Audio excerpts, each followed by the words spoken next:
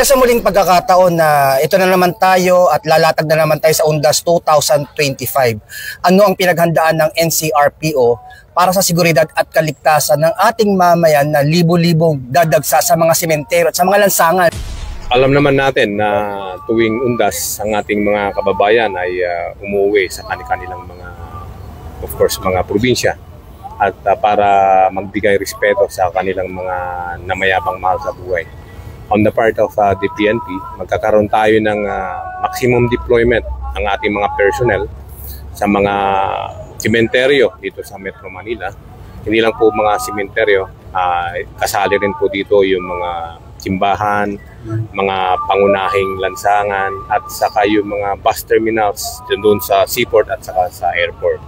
And anticipating of this influx of people from all walks of life ay nagbigay tayo ng direktiba na during those days, especially beginning October 29 ay magkakaroon po tayo ng heightened alert status. Nang sa ganon, lahat ng mga kapulisan po natin ay ma-account natin for maximum deployment. Sa ating mga kapulisan, of course, parte ng trabaho natin ito na magbigay ng seguridad sa ating mga kababayan.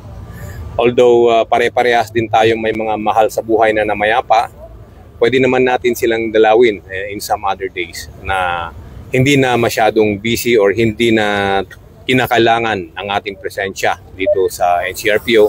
Then let's visit our loved ones after All Saints Day.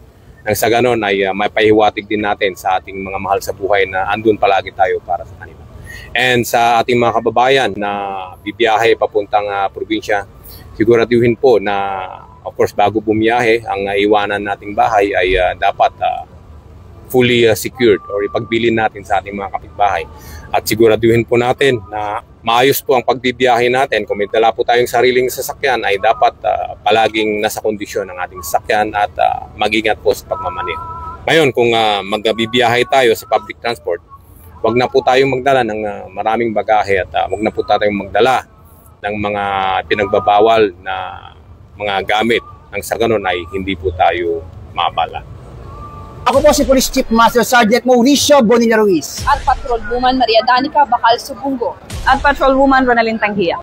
At Patrol Woman Evelyn Tilumatis. Alagad ng batas, tagataguyod ng balitang pulis.